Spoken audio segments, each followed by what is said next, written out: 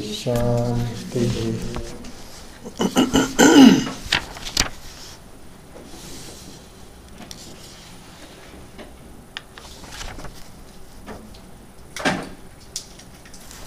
So let us chant Karika verses in the Advaita Prakarana, Karika verses 31 through 33. Excuse me.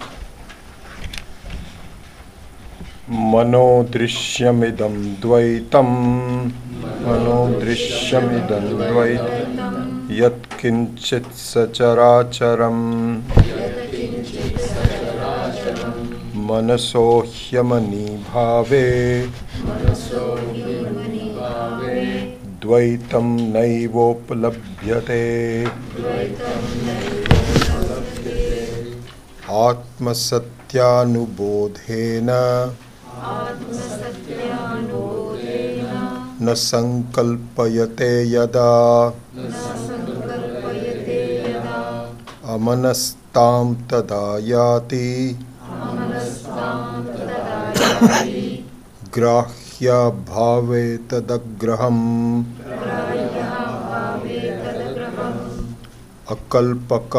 अकल्पकमजं ज्ञानम्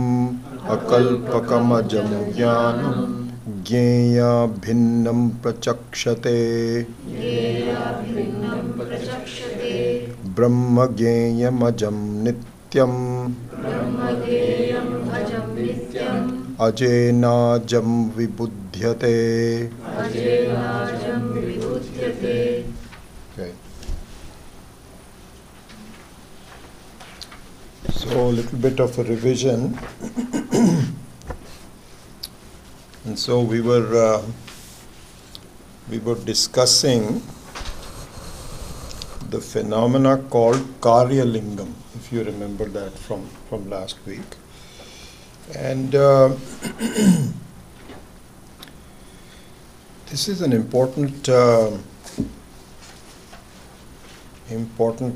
concept to follow in our lives as we begin to do vichara about ourselves and our lives and so on. And so the Karya Lingam concept is just a way of understanding, because there are many ways of understanding the Atma. It's not a single way.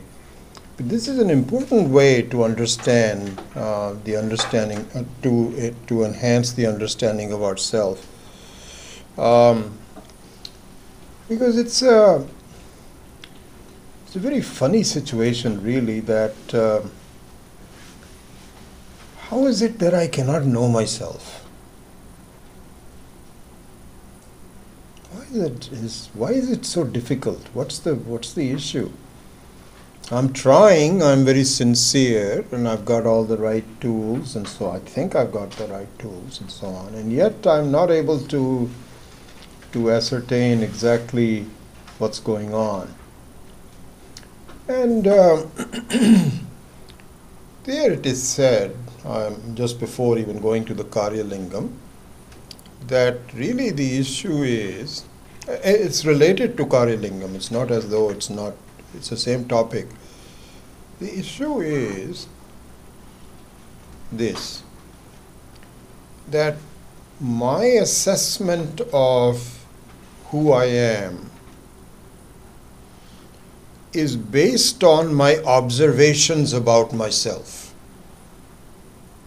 How am I feeling, my health, my mind, my emotions, all the rest of it. Whatever I am capable of observing and making a conclusion of, this is all I can do. My mind is the one which is an instrument for helping me conclude, what do I look like? Who am I? This is this issue. So there Vedanta says that, look, your assessment of yourself is really based on your reflection, not the real you. It is based on your reflection. And very similar to is the fact that you cannot see yourself except by seeing yourself in a reflection. How are you going to see yourself? This is the difficulty. So you cannot really make an accurate assessment of who you are. The closest thing you can do is to find a reflecting surface. This is what you have to do. And through your reflection, you will understand who you really are. So this is one thing. Then, to compound this, I am looking at my reflection, which is not clear. It is kind of like you're looking at a reflection in a pond, muddy pond, which has got all kinds of impurities on top of that. Ramakrishna Paramahansa had this very famous example. If you are from Bengal or close to Bengal, you would know what I'm talking about. So if you go to, you travel in the outskirts in the villages of Bengal, what you will find is, I don't know why it is not there in the rest of the India. They must be there, but because I used to live close to Bengal, so I'm familiar with it. So what you'll see is that the pond water is covered with some kind of a glossy moss, and you do not even see the water. And in order to take a shower, or not a shower, but a bath or something like this, you have to keep pushing this moss away and then take out the water, and the moss comes back again. So how are you going to see the reflection in that kind of a muddy water, covered with all kinds of stuff? And then it's moving also. So this is exactly what Vedanta says our situation is. He says, please, this is the truth, please follow this. When you make an assessment about yourself, which you have to do through your mind, you are really looking at your reflection. And the biggest issue is that you are taking the reflection to be yourself. You see, if you could take the reflection to be a reflection, this is the beauty of Karyalingam. This is the teaching of Karyalingam, which is so important. And that is that it would be wonderful as a start if you could tell that this is my reflection. But you don't. You are so hidden from yourself that is exactly like in a dream. Your reality about yourself is totally hidden from you. You are very much into the dream, and whatever the dreamer is, whatever you are. This is the same situation here. That you are actually assessing yourself by seeing that the reflection is nothing but me. And then we go back to, okay, so one other thing there, before we go to the mainstream. So to continue with the thought of this reflection and the confusion that it comes from, so on and so forth, what is recommended is that you clean up the reflecting surface. You clean it up from the dirt, from the moss, and make sure that it is as still as possible. It is not going to be completely still, because the reflecting surface here, instead of looking at a mirror, the better way to look at it is in a pond. Because the pond is forever moving. Even though it is still wavering. So, but what you need to do is to make the reflecting surface as clear and as still as possible, and then look at it. There you will get as close to who you are as it is physically possible. And this means the reflecting surface is our mind. And we have to really clean up our mind and to make it as still as possible. And then the concept of Karyalingam becomes effective. And so what do you mean by cleaning up the mind? I don't understand what is wrong with my mind. Why is it not clean enough? Why is it that still it is not still enough? So there, of course, this is a huge topic, and the entire Shastra is devoted to means of improving your mind. The entire Bhagavad Gita, with its karma yoga, and upasana, dhyanam, and then jnanam, all of this is there. So it's not an easy thing to do. But what it tells is that my mind at the moment is still occupied by trivial things that are non-consequential. Like I'm playing with toys.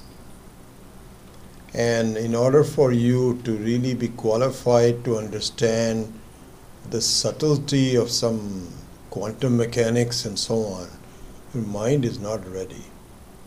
You have to prepare your mind. You have to, in the process of preparing the mind, you have to get rid of any emotional issues. See, even in our life, for example, if one is too emotional, you fly off the handle at a moment's notice. You don't have a complete hold of yourself. It is advised that please just stay within yourself, educate your mind, and don't get to be emotional. It is inconsequential. You hurt yourself, you hurt other people. Think about yourself.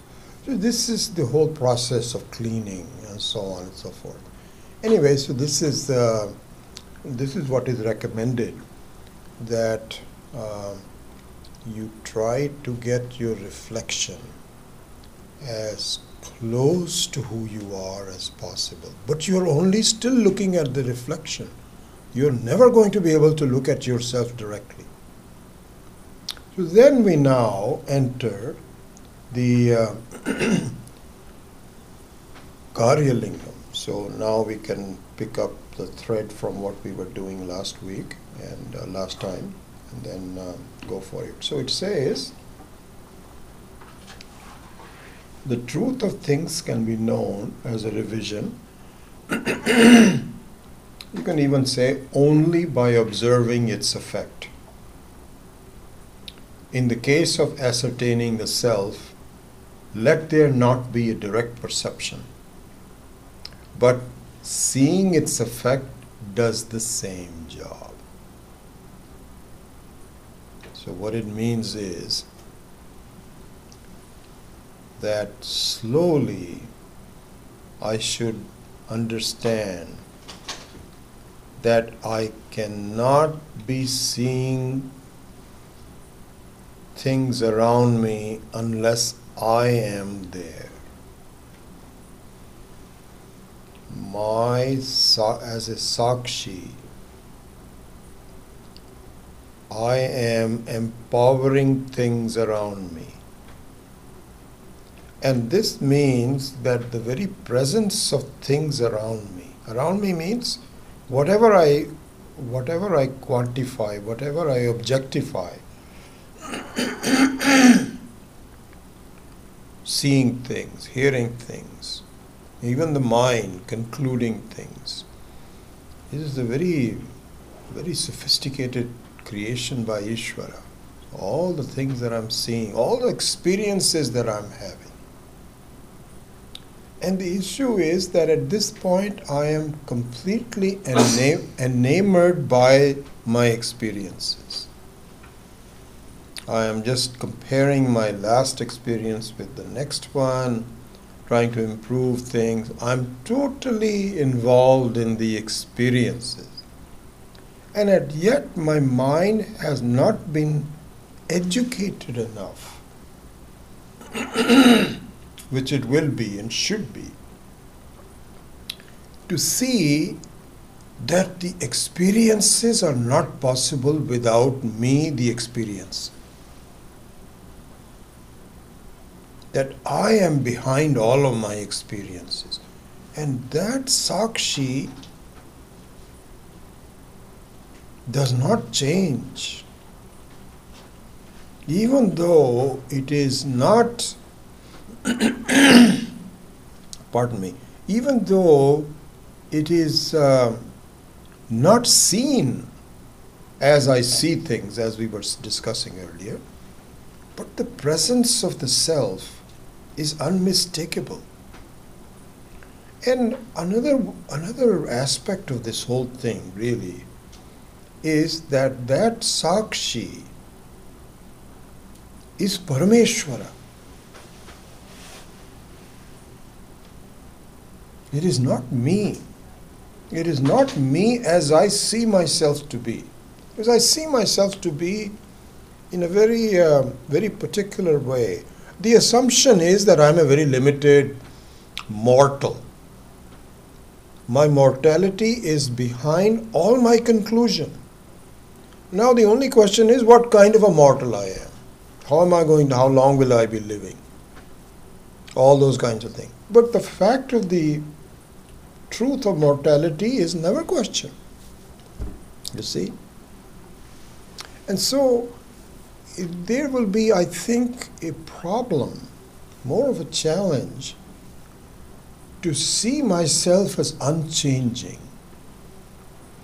Because my conclusion is tinged with mortality. And I think this is where the way of looking at things as Parameshwara, which is the truth. Because I can see that Parameshwara is immortal. I am not immortal. But Parameshwara I accept. This is the aparoksha jnanam. Through especially with the teaching of Vedanta and so on, my mind accepts the fact that Parameshwara is immortal. Immortal means that it's self-existing. It's not touched by any problem. It's not dependent. It's independent. This is what immortality means. So that I can see. Therefore, to close off this topic, the Karya Lingam is better pursued by seeing that behind all the experiences is Parameshwara. Because it really is I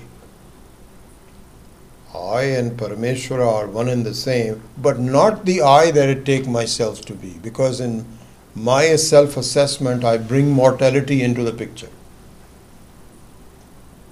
And so really, the Karya Lingam is a very good way to see. And very good way to see the truth. The truth of the matter is, in fact, there is only Parameshwara.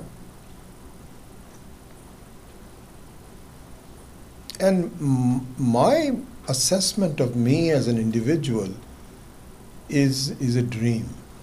It's a dream-like thing. It's interesting, I was reading the 9th chapter of the Panchadashi, which is called Dhyana Deepa Prakarana. Beautiful, another beautiful chapter. Just absolutely lovely.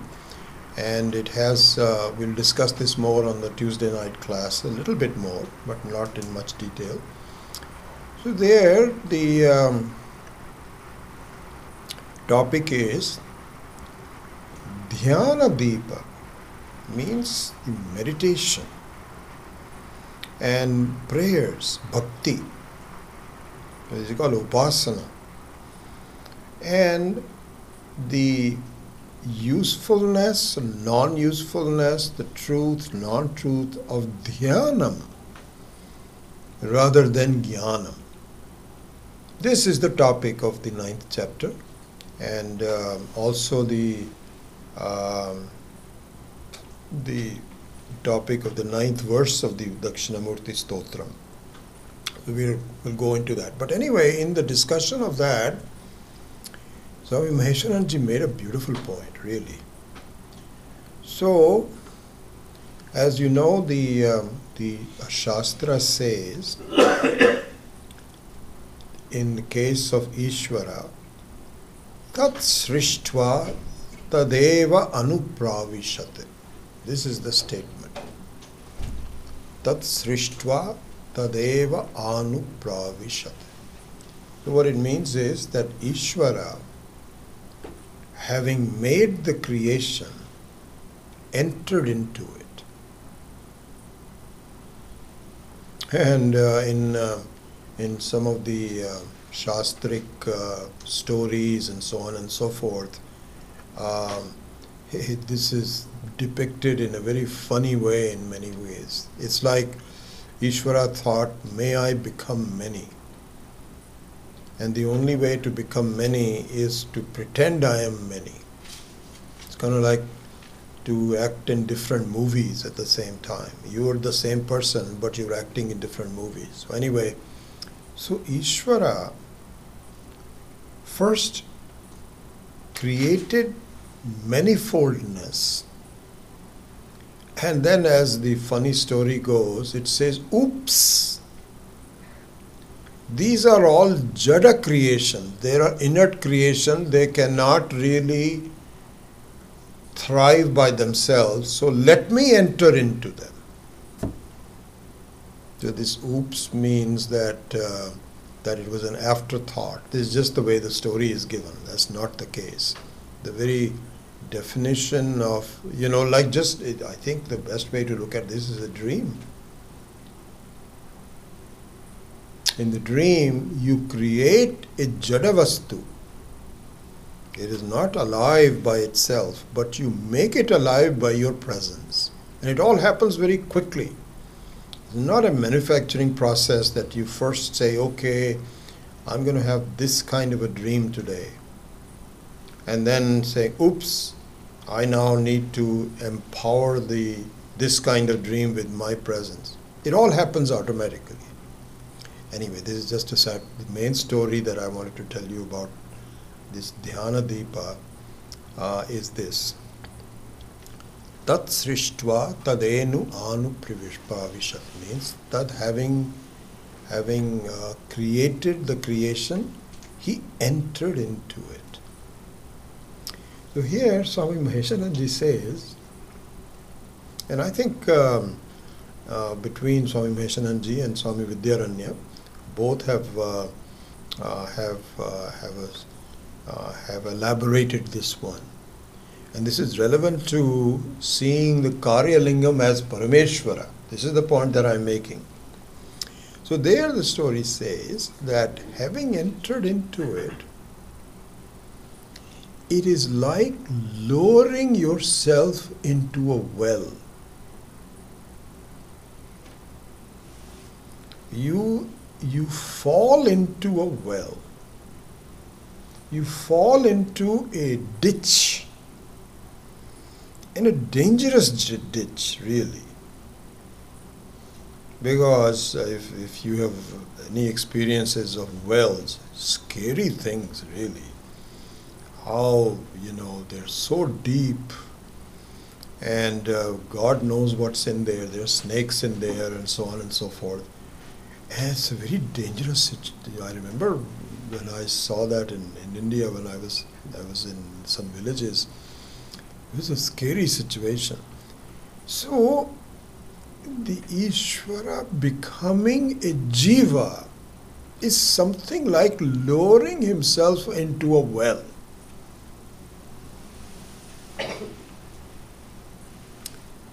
Then it says Ishvara may play the role of a jiva lowering himself into the well, but he is very wise because he finds a way to lift himself away from the well. It's not as though you've fallen, so he ties himself with a rope, just like a well digger or the one who's cleaning the well and so on. Not as though he falls into the water. He carefully binds himself with a rope and lowers himself into the well. And then, when the job is finished, he climbs out of the well. This is the analogy. So it is said, now to close off this, that really speaking, it is really a fact that your and my presence as a jiva is a falsity. It is really Ishvara, Parameshwara, that has projected himself by falling into the state of jivatva. But there is a way to lift myself up.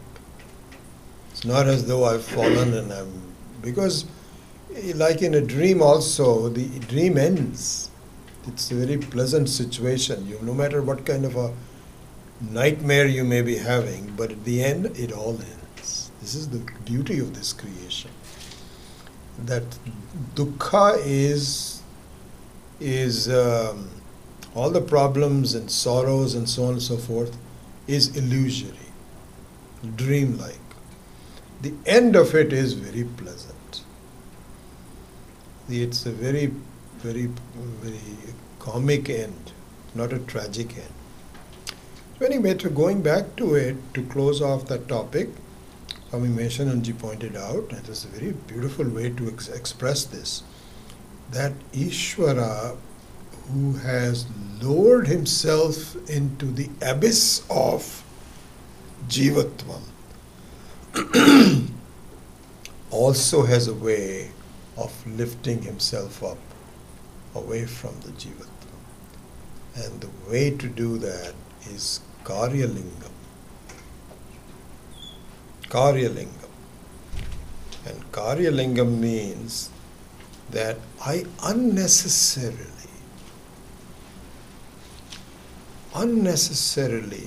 deny myself immortality. Because I am so busy with my experiences, and all the experiences are nothing but a variation on the theme of mortality. That for a moment I cannot even think about.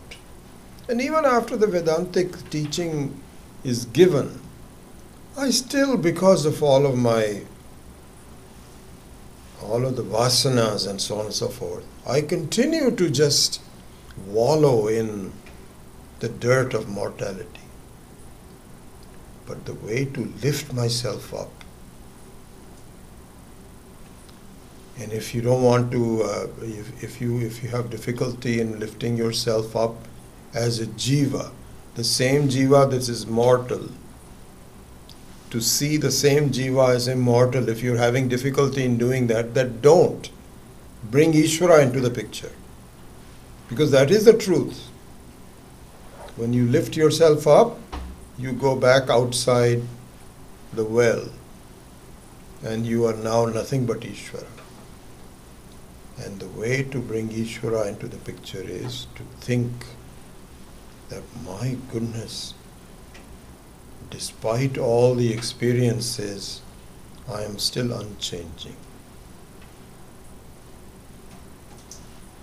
And this is the beauty of Karyalingam. That really speaking, all the things, Karyalingam means in English that the ability to see that this is nothing but my reflection. You see, that's what it is. Karyalingam means that what I am looking at, all my experiences in my life are nothing but my observation of my reflection. And the person and the reflecting surface makes it look changing, this, that, or the other, but I don't change. So this is the message of the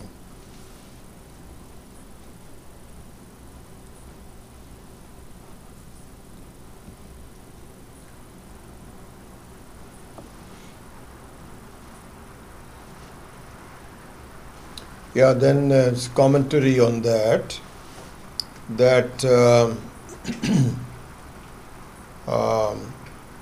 once you see that this is your reflection and that you are different from the reflection, you don't have to keep depending on looking at the reflection. The reflection, once it is shown to you, and shown to you means once you understand, then let the reflection disappear. It doesn't make any difference to me. And this is exactly what happens in deep sleep. There's no reflection in deep sleep. But I am still there. And so that is a commentary on that. But it is important to first know and to think about, do the vichara, that my goodness, everything that is, I am empowering all my experiences. And the one who is empowering is unchanging. And that is nothing but Parameshwara. So this is the initial one. And then we saw, I'm sorry I'm taking so much time, this is still a revision from last time. So there, these three important tools were given. So Viveka Darshanam, Abhyasa and Vairagya. So Viveka Darshanam means again and again ascertaining that this is the truth about my life. See, because the biggest issue that we have is that even though this is Brahma, this is really just a non-truthful manifestation of myself, but I don't take it as Brahma. I say, what do you mean? This is my life. I'm dealing with it, and so on and so forth. This is the only truth there is. So it is important for us to continue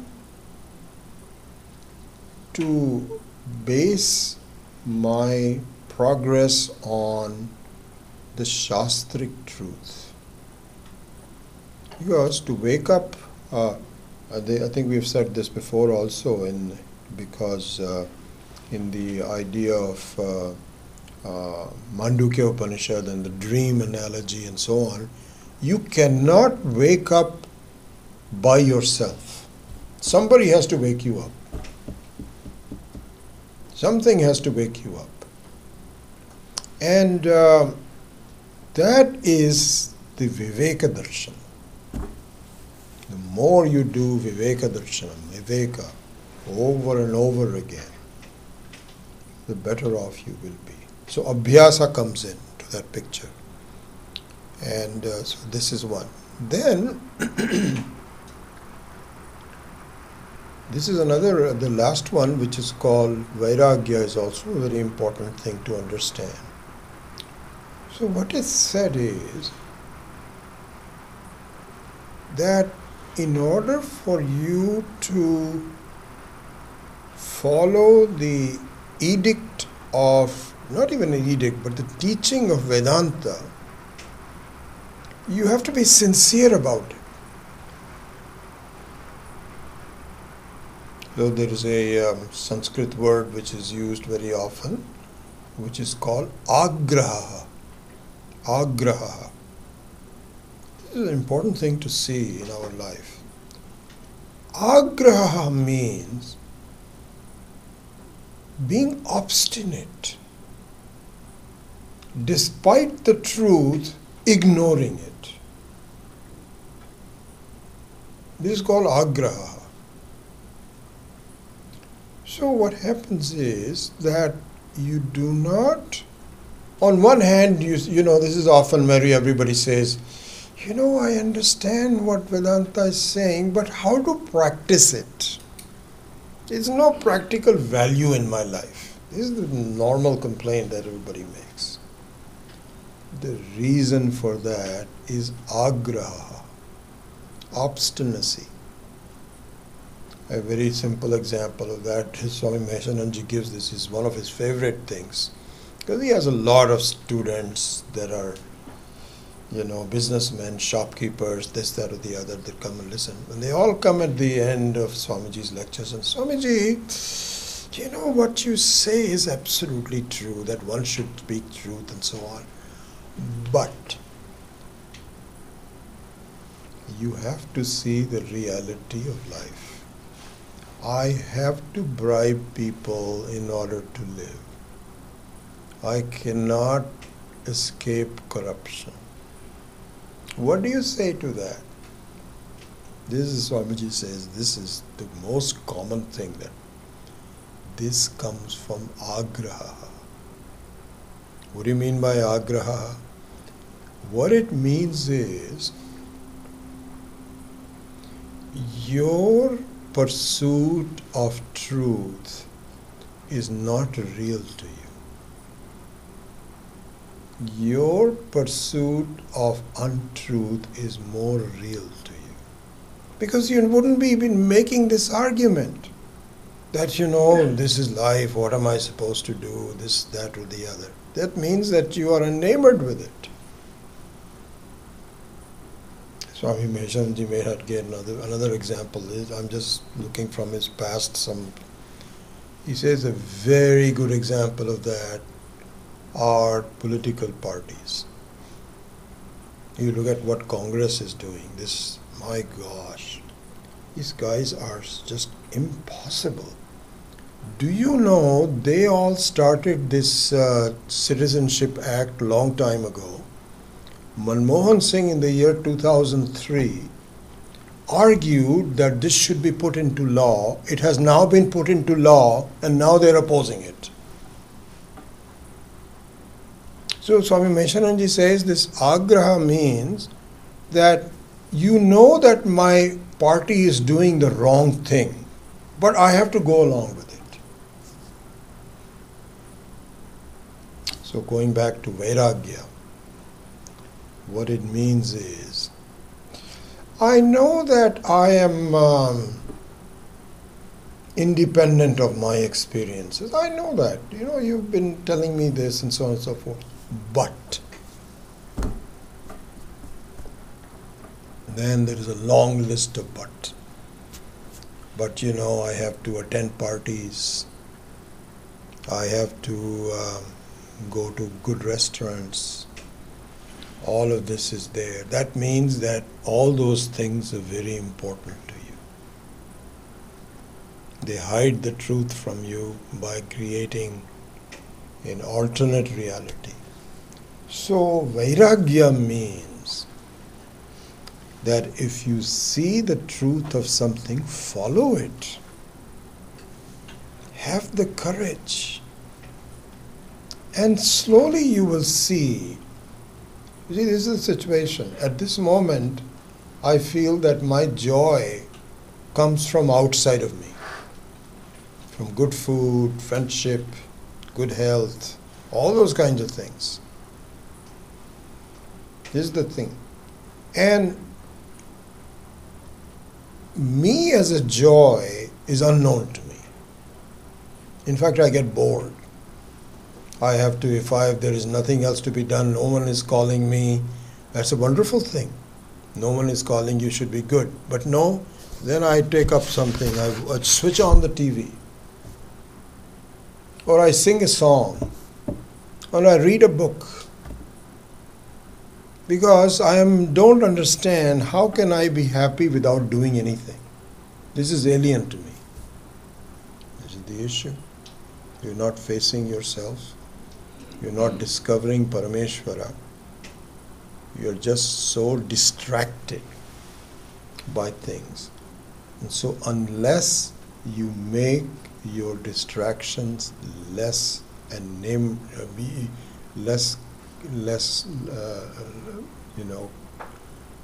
and all-encompassing, you'll never discover yourself. So take some baby steps. Just be with yourself. And only then you will understand that I am an independent source of joy. I am the one that is creating all the experiential joy. How is that going to be clear to you unless you follow through?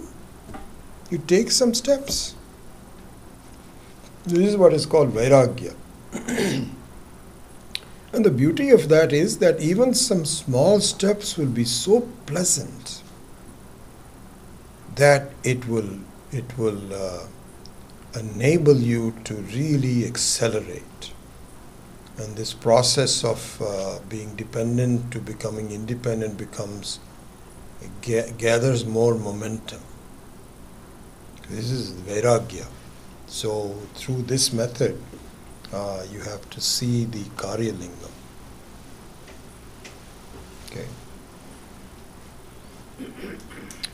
Okay, so in verse number 4, I think we had covered up to that point. So now we can. How much time do we have? About 20 minutes. Okay, we can quickly go through. So the reason for verse number 21 is that I understand what you're saying. I understand that this is a reflection and this, that, or the other, and my mind is the one which is causing me all these ways of looking at myself and so on. I understand that. This is what Shastra is saying. But can you show this logically to me? So again, the Yukti and Shruti and Anubhava, those are the three methods that we have to ascertain. All three of them have to be used. You have to listen to what Shruti has to say. You have to verify it with your own logic, that it should make sense to you, and it should also be consistent with your experiences. All three have to be done. So here, verse number 31 is, can you show this yukti? He said yes, through the Anvaya Vyatireka method. And what is that method? That when the mind is there, duality is there. Duality means mortality, experiences, and so on. When the mind is not there, as in deep sleep, there is immortality. So this is what you have to see. That you have to analyze it systematically. That I don't have a sense of being enclosed when I'm asleep. If your sense of enclosure was real, it will never go away. But it does. And so you have to pin down exactly where the issue is. The issue is that the projection of the world through your mind is taken to be real by you. This is the issue. When the mind is dissolved, then you find that you don't have a sense of bondage. So, in the second line of the verse number 22, so number 1, Mano drishyam idam dvaitam yat kinchit sacharacharam. So the first line of verse number 31 simply points out the logic of Anvaya Vyatireka. Then to follow through with it, the second line says Manasaha hi amani bhave dvaitam na eva upalabhyate. That when mind is kind of dissolved, then the sense of bondage is also gone. Dvaitam means sense of bondage, mortality, and so on and so forth is already gone. And so now there is a discussion about amani bhava. Amani bhava means the dissolution of the mind. So there it is said that it can have several different ways of doing that. And much of it can be seen to be not real, even though somewhat effective. So relatively effective, but not really effective. And those are, in the Sankhya philosophy, it is said that please, and even now I find that many of the spiritual organizations and so on, just keep saying, I am the witness of the mind, I am the witness of the mind, I am the witness of the mind, I am not the mind, I am the witness of the mind. And this method actually does work up to a certain point. You can, if you keep on repeating this and you are very sincere about it and so on and so forth. See, this is not jnanam. It's not knowledge. Why is it not knowledge? Because it is based on your effort. Based on your effort. So, anything that is based on the effort is not real. The one which is real is where effort or no effort doesn't make any difference. That will come later on. But anyway, at this point, the Sankhya philosophy, the mind does recede, and you feel very good. Yeah, I think this is working. I can see that my mind is not there, and I feel very good about it. But you have not inquired about the Parameshwara as the Sakshi. That hasn't done yet. But on a relative level, you feel good. So this is one way to recede the mind, amani bhava. Another one is what the yogis do, and the bhaktas also do, both of them, which is that you practice focusing on the mind on one thing, like the flame. Or in the case of the bhaktas, you just go to a temple and gaze at your Ishta Devata. And you just do not think about anything else, and your mind really does recede, and you feel very good about it. Again, this is not the truth, because it's based on your effort.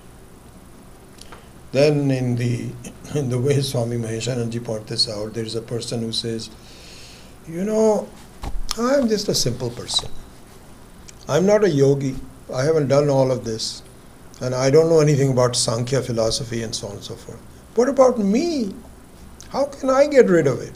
He says, okay, you know something? Without your trying, you're just a simple fool. You're just you say yourself to be a simple person, fine. You are a simple fool. When you go to sleep, Ishvara automatically removes your mind. What about that? But there also it is relative.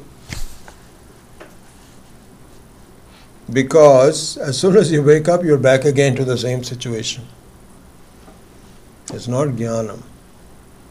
So anyway, there's a big discussion in the commentary by Swami Maheshananji, and I'm sure by others also, on this amani bhavam. Manasaha amni bhavam dvaitam na upalabhyate. So this is all relative. Then, in verse number 32, the amani bhavam according to Vedanta is given. This is how it progresses. So let's look at number 32.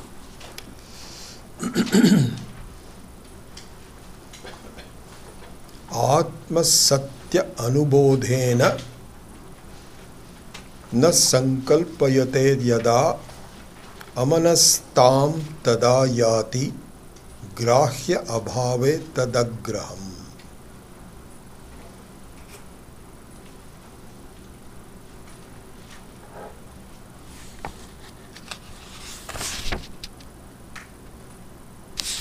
Okay, so these are just beautiful verses, really. There's so much depth behind all of them. So there, Shastra's Amani Bhavam says, you cannot permanently remove your mind. There's no way you can permanently remove the mind. Because even in the previous one, remember this discussion about a person says, I am none of the above, you are a simple fool. There was a lot of discussion, I'm just summarizing it, by saying that my mind is always there. I remember this when I was, I'm so blessed really to be introduced to Vedanta because I've gone through this thing. I remember this so well. I was a student at Berkeley, I guess about 24, when I first came to this country. And my mind was just going haywire. I was struggling with the studies, trying to make sense of it. Who am I? What's happening to me? My living and this, that, or the other, my age. And the one thing that bothers me was that my mind was always with me. I could never get rid of it.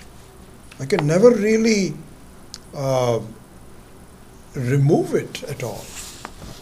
And this was a sense of sorrow to me.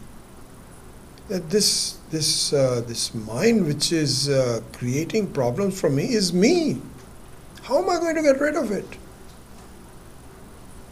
Just as a quick commentary, I remember I took this is how these things, fall into place. I mean, I was to a point where I said, I know who am I? What am I doing? Then I took a yoga class at Foothill College.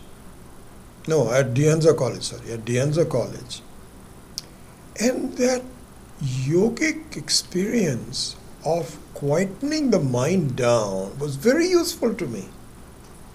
Very useful.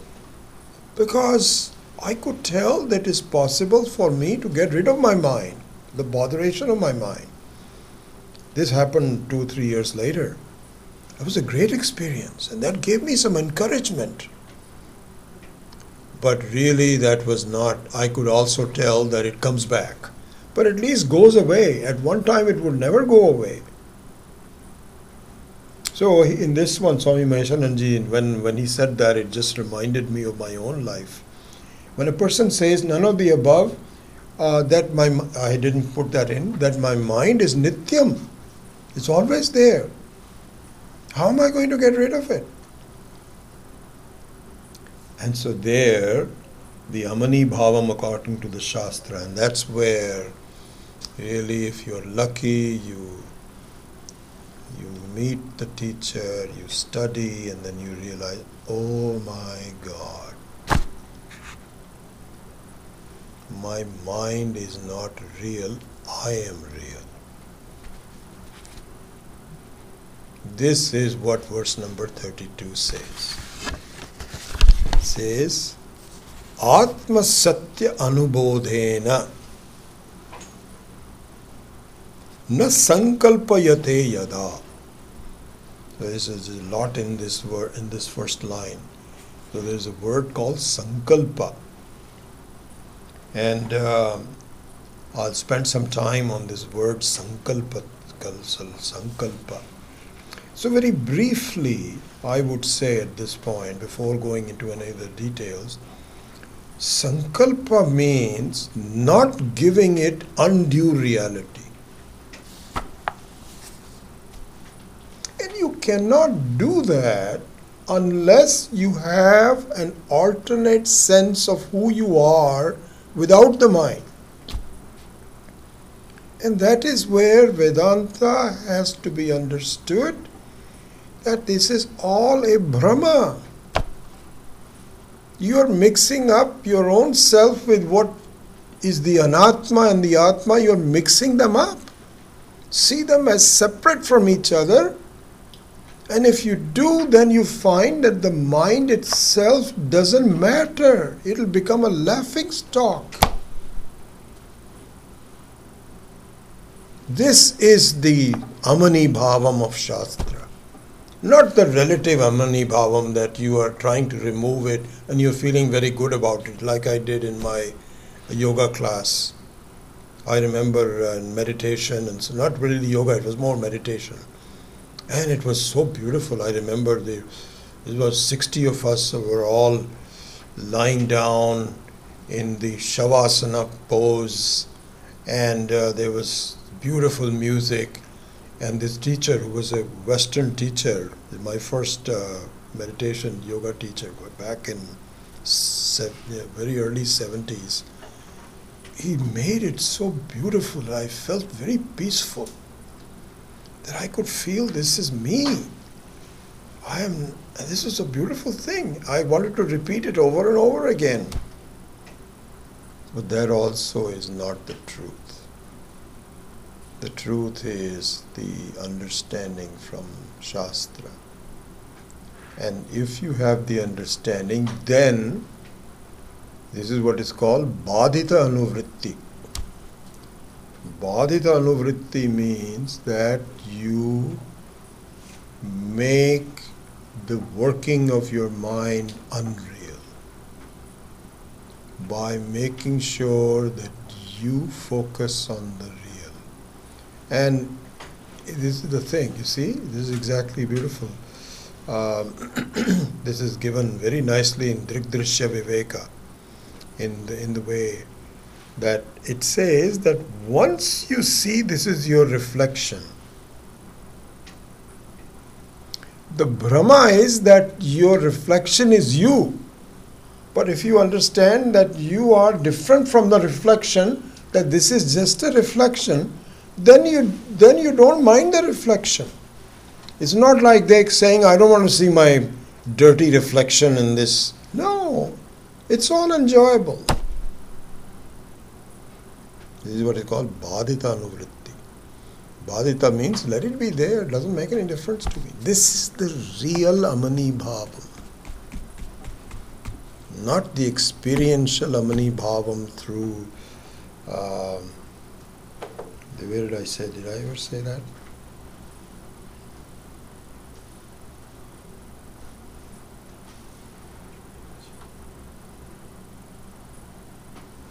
Anyway, there's more to study. I remember Swami Dayanandji one time. I think I mentioned this before also. He says, this. He says that many of these experiential Amani Bhavam are okay, but he says the one which is really bothersome to him personally from the reports of the students was this Buddhist Vipassana. He says, for God's sake, avoid going to Vipassana. Why is it? Because Vipassana makes it seem like you can control your mind by this heavy discipline. I don't know what it is, but from all the reports that I get, you just have to be quiet, you have to do all of this sort of a thing. And it seems like it is working. This is the way to do it. It doesn't. It doesn't. And so the yogic samadhi is the same way, that how long are you going to be in samadhi? When you come out of samadhi, that makes it even worse. So Himeshanand used to say that, he says that if you are not used to air conditioning, then everything looks tolerable. But suppose you have air conditioning. So Vipassana is kind of like air conditioning in the sense that you remove your mind and you're just devoid of it, you're enjoying it and so on and so forth. It's like air conditioning. When the air conditioning stops, the power stops, then the normal things that were tolerable become intolerable. So Swami Dayanand used to say that. He never used to say this very much. He says, please, ask your friends not to waste time on Vipassana and something similar to that. Anyway, so this is the Amani Bhavam. So even while your transactions are going on, there is no sankalpa. And this is a topic I want to spend some time on. So I'll stop here now. And I will devote some time on this topic of what is called sankalpa. Sankalpa is a complicated word. It has lots of different meanings. But in the sense of what we are learning, sankalpa has a very particular meaning. And there's a lot to be talked about this. So we will defer doing it until next week. I'll spend a few minutes just in satsang and answering questions, and we'll take it up from that point. Om swasti prajabhyah paripalayantam nyayena margena mahim mahisha go brahmanebhyah shubhamastu nityam loka samastha sukhino bhavantu kale varshatu parjanyah prithvi sasyashalini desho yam shobharahitah brahmana santu nirbhayah sarve bhavantu sukhinah sarve santu niramayah sarve bhadrani pashyantu ma kaschit dukkha bhag bhavet asato ma satkamaya tamaso ma jyotirgamaya mrityorma amritam gam. Om Purnamadav Purnamidam Purnat Purnamudachyate Purnasya Purnamadam Purnameva Vashishyate. Om Shanti Shanti Shanti. Hari Om Gurubhyo Namah. Hari Om. Yeah, Rani? And you said that you're going to take up sankalpa in more detail later. Yes. The sankalpa we do like when we do a puja. Yeah, they're different. This is what I'm saying. It's a complicated word. That sankalpa is different. It's different in some ways and similar to the other ways. So just very briefly, what sankalpa means in this context is that we do something very seriously. We put our mind to it. So in a pratigya of a sankalpa like we do also, it's the same thing, that may I do this puja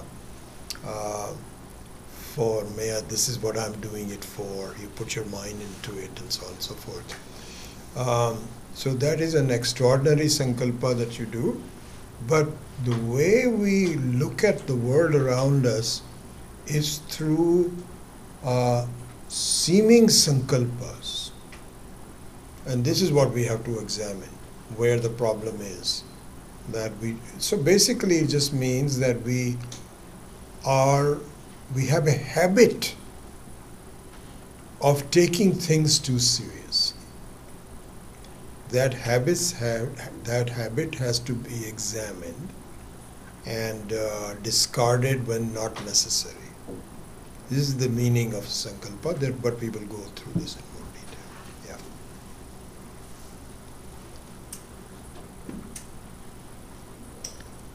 Yeah. Just a little bit on unclear on Karya Lingam.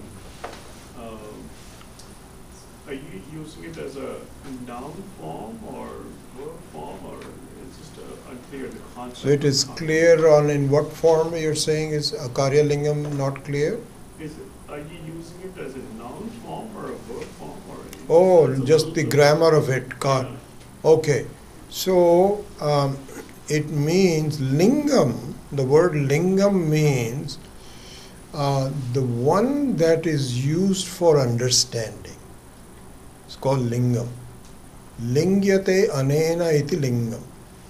Lingyate means jnayate, by which something is known, is called lingam. So lingam normally means when you have to go in a direction on the freeway, it says Los Gatos.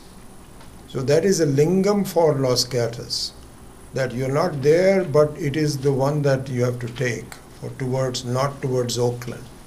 It's called lingam. Karya lingam means karya as a lingam. Karya means an effect, experiences. So karya as a lingam is called karya lingam. Okay? So what it means is you don't take karya just as a karya, but as an indicator of the fact that there is an unchanging thing which is generating the karya. That is the meaning of Karya Lingam. And only you will know. Only you will know. You will know by the fact that, so just like we saw in the wind, when there is, you don't see the wind, but from its effect you say, there is wind. So similarly, when you are seeing the effect, you see, my gosh, that effect cannot be without me. And that me itself is not a karyam. It is a karanam in some ways. So that way of looking at it is what is called Karya Lingam. It's also beautifully described with Vacho Vibhanti Nikhila Yad Anugrahena in Pratar Smarami, Pratar Pajami, Manasa Vajasama Gamyam. Vacho Vibhanti Nikhila Yad Anugrahena. It is reflecting your voice, you're reflecting all the effects of the sense organs. Absolutely. Yad Anugrahena. Very nice. Yeah, and all of that in the Dakshinamurti Stotram, Nana, that Anubhati Sarvam, Tasya Bhasa, all of that is the same issue we have to do. Nana Chitra Gadodharastita Mahadeepa Prabhabhaswaram Jnanam Yasu Chakshuradi Dwara Bahispandate Janami iti tameva bhantam anubhati etat samastam jagat tameva. It's the same thing. So from your brief explanation right now that you gave of Karya Lingam, so it's not just seeing as a lingam, but also by shifting your attention, seeing the lingam itself as mithya, it seems. That's what I understood when I responded now. Well, lingam, of course, means that it is an indicator of, so the way that would be that if you're looking at a reflection, just to answer that, and I will see whether that answers your question. See, suppose you are looking at your reflection. And this is the truth, that if your mind is not developed yet, like in the case of child or the animal, you really look at the reflection as nothing but yourself. You look at it as a reality. But then, if your mind gets developed to a point where you say, this is just a reflection, and It's a Karya Lingam because the reflection indicates who I really am, what I really look like. I don't know exactly what I am, but from the reflection I can tell. So the reflection becomes a Karya Lingam. It is an indication as an effect of who I am. So is that mithya? Of course. So this is another thing which is said, is that the mithya has the ability to show the satyam. It's possible. It is possible that the mithya can show the reality of the satyam. It's not necessary that the mithya can only show the reality of other mithyas. The mithya itself can show the reality of the self. So in that sense, yes, the lingam itself is mithya. If that answers, I'm not sure that it answers your question or not, but yeah.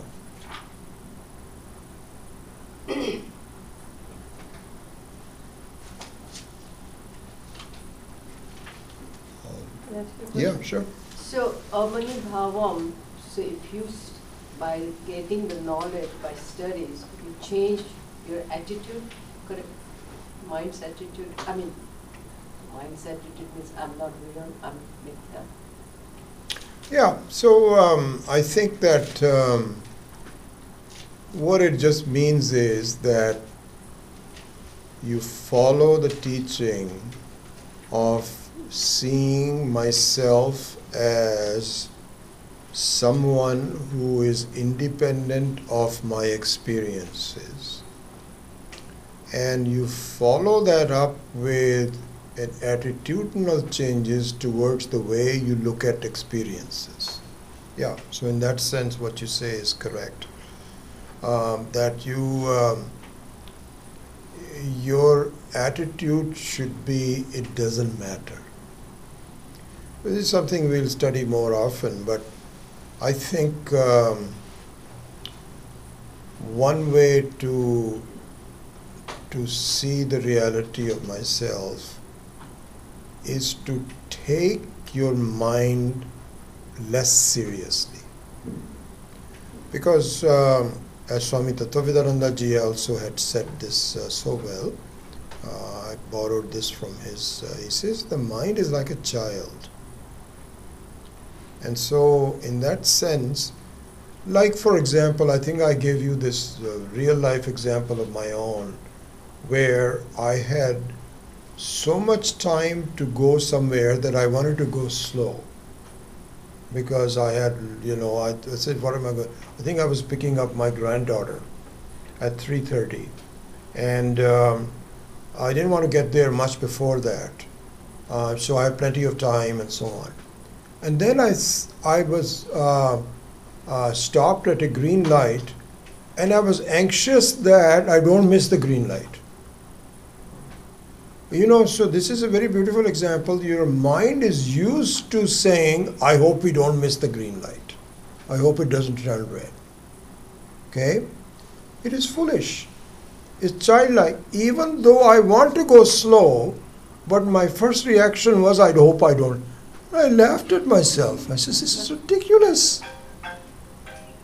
So therefore, the attitudinal changes will come if you look at your mind as an offspring that has to be taught. And you have to keep telling your mind, doesn't matter. No, but what if we miss the flight? So what, we miss the flight? What is the big deal? No, it's a very big deal because, then we'll have to wait. We'll wait. It's no problem. Pretty soon your mind gets the message. This guy is serious. I am not going to just propose to do that. It will, I'm telling you. So you have to, this is the attitudinal changes you have to make. And you are supported by the truth. It's not as though you are make-believing that, it'll be, what cannot be cured must be endured. It's not like that. It's just that we do not even admit to something which is very good for me because of the agraha. So the mind has an agraha. No, we've always done this and so on and so forth. This is the way it is. So that is how the attitudinal change is put into practice in a more practical way by first of all disassociating yourself from your mind. This is where the manaha and buddhi comes in, because Ishvara has given us very beautiful tools, and the most beautiful tool it has given it is buddhi. Buddhi means that the knowledge that I have to go slow, otherwise I'll be just sitting there in the parking lot for 10 minutes. Why do I need to? This is the buddhi. But the manaha is, I hope I don't miss the green light. That was a great lesson to me, honestly. And I just looked at myself, I said, this is funny. I want to go slow, and yet just because of pure habits, you don't want to miss the green light.